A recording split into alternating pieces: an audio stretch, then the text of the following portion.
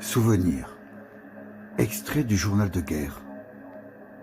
Je me souviens de la moitié de la cheminée effondrée pendant la guerre et du reste qui s'est écroulé avec le temps.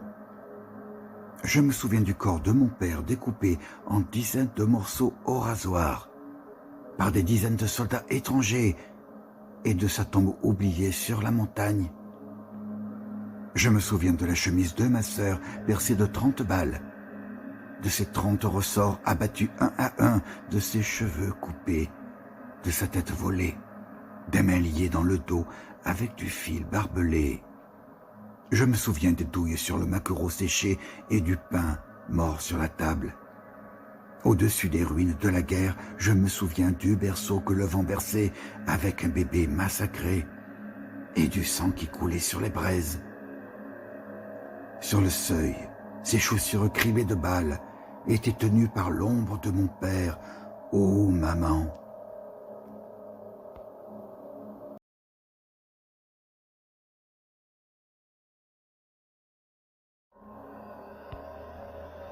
Vizar, Krasniki.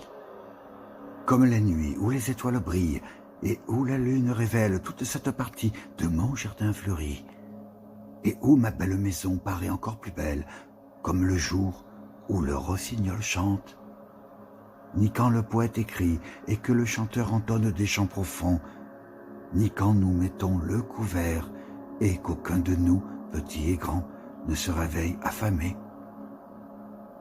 Ces choses ne m'apaisent pas. Elles ne me réchauffent pas ni ne m'endorment.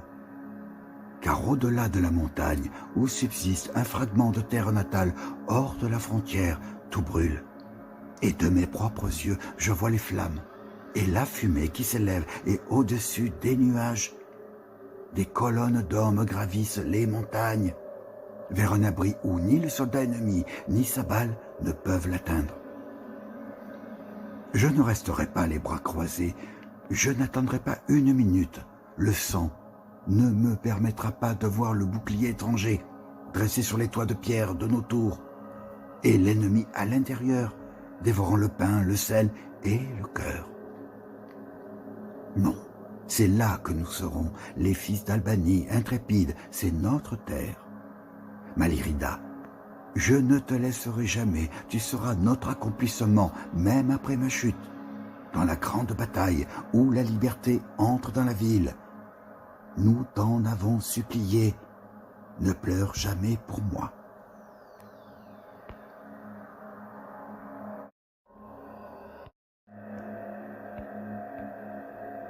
Ilmioti, martyr de la nation. La gloire est la même, sauf lorsque le fusil de la liberté fait feu, et que les rangs grossissent dans les montagnes, le drapeau hissé haut, fier et plus fier encore, à l'avant-garde. Les lèvres brûlées en cendres, tu as embrassé la liberté. Puis tu as pris une profonde inspiration, embrassant l'emblème auquel tu as donné ta vie, sous le serment « liberté ou mort ». Tu n'as jamais cherché de consolation pour tes blessures, ni pour celles de tes amis, ni pour le sang qui a coulé de ton corps. Ne doivent pas être effacés, ce sont des traces de guerre, de batailles féroces.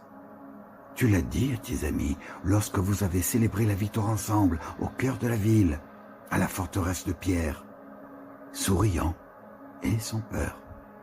Tu es devenu un signe de mémoire où ni toi ni la liberté ne sont oubliés, ni ne meurent jamais.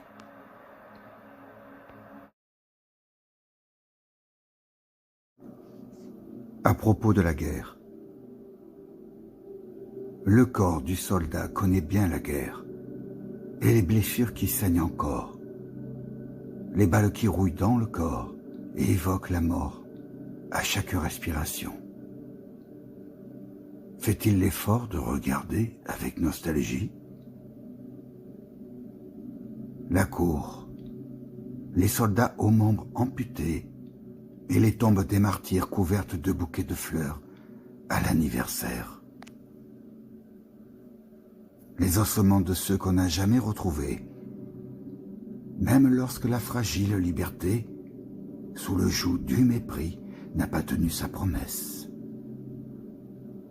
Parle indistinctement, mais des noms enterrés et non des corps sur les pelouses du deuil, où des mères au cœur brisé pleurent à chaudes larmes et dorment sur des tombes vides.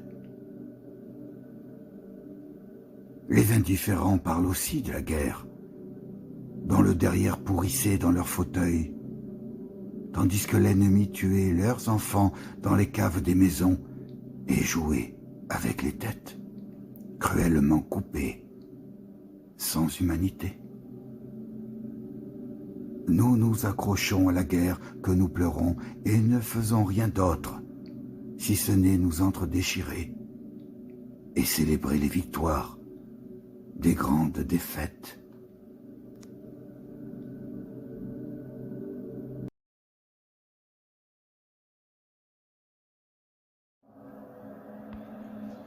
À propos de la guerre, le corps du soldat connaît bien la guerre et les blessures qui saignent encore, les balles qui rouillent dans le corps et évoquent la mort à chaque respiration. Fait-il l'effort de regarder avec nostalgie la cour, les soldats aux membres amputés et les tombes des martyrs couvertes de bouquets de fleurs à l'anniversaire? Les ossements de ceux qu'on n'a jamais retrouvés, même lorsque la fragile liberté, sous le joug du mépris, n'a pas tenu sa promesse, parle indistinctement, mais des noms enterrés et non des corps, sur les pelouses du deuil où des mères au cœur brisé pleurent à chaudes larmes et dorment sur des tombes vides. Les indifférents parlent aussi de la guerre, dont le derrière pourrissait dans leurs fauteuils, tandis que l'ennemi tuait leurs enfants dans les caves des maisons et jouait avec les têtes cruellement coupées, sans humanité. Nous nous accrochons à la guerre que nous pleurons et ne faisons rien d'autre, si ce n'est nous entre-déchirer et célébrer les victoires des grandes défaites.